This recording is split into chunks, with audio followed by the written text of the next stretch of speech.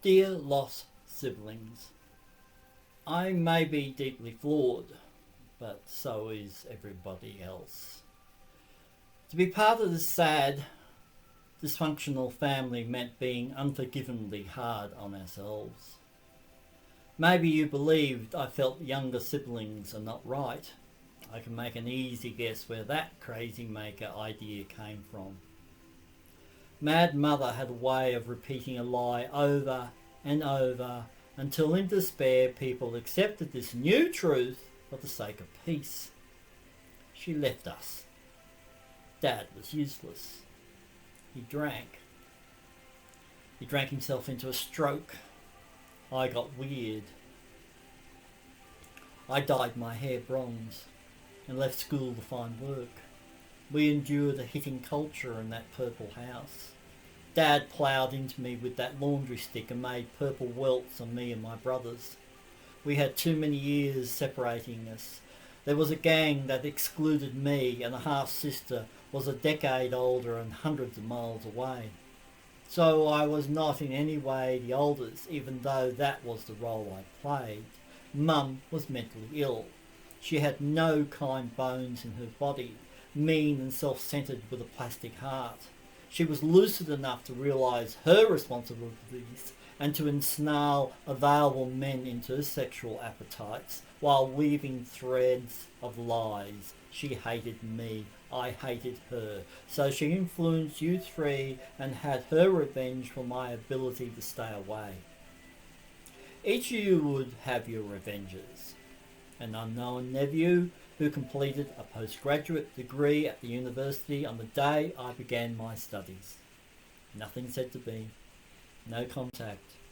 You were stung with Mum's poison. Another brother and I were never friends. You were always struck me as a sulky sob, a good family trait. We should have been good friends with that in common. A younger sister who was so confused by her own life she would be led into disappointment by a mad mother.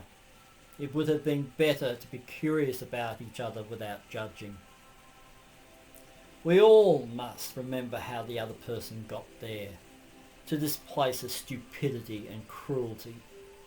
All the irritating faults in another person has a history behind it. We have become like this because of flaws in our development, which was foisted on us by our careless parents. They were shaped by hidden histories which we can only guess about. I remember our aunts with their silly floral names were devious and misdirected me to satisfy their own sibling rivalries.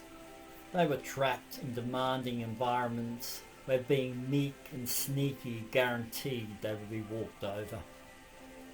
The crazy demands of the previous generation with too many troubles and losses. What should we have done? Firstly, was to show that we had a good relationship to ourselves. Not an ego trip, or what exciting lives we made for ourselves, but the degree to which we can recognise our own failings.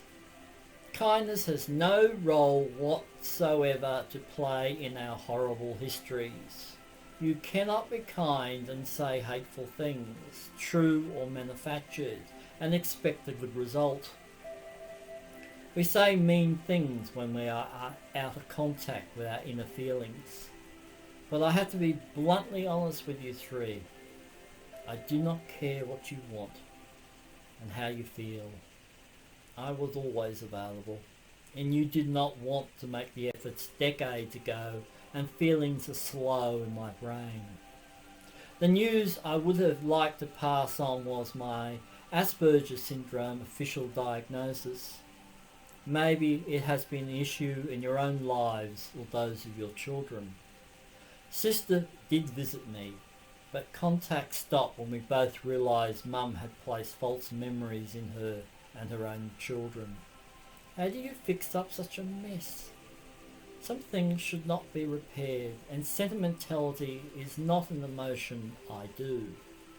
Sentimentality connotes a reliance on shallow, uncomplicated emotions at the expense of reason, and I despise people with the emotional depth for the wet tissue.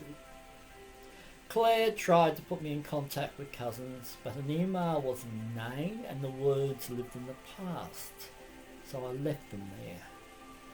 Better than anything is to have gotten on with our lives. Let us continue to do that. When the time comes for us to finish, do not inform me. I have no need to know. Our experiences have given us a solid sense of what we can survive. Things have gone wrong, but things are still just about livable. We must have compassion for ourselves. For me, that means letting you three and your children live a life without me in it. Long ago, I saw that families were platforms for some crazy acts. Read history. The horrible royal family of Queen Victoria is a good start. Best luck with your genetic legacy, Robert. Thank you for listening.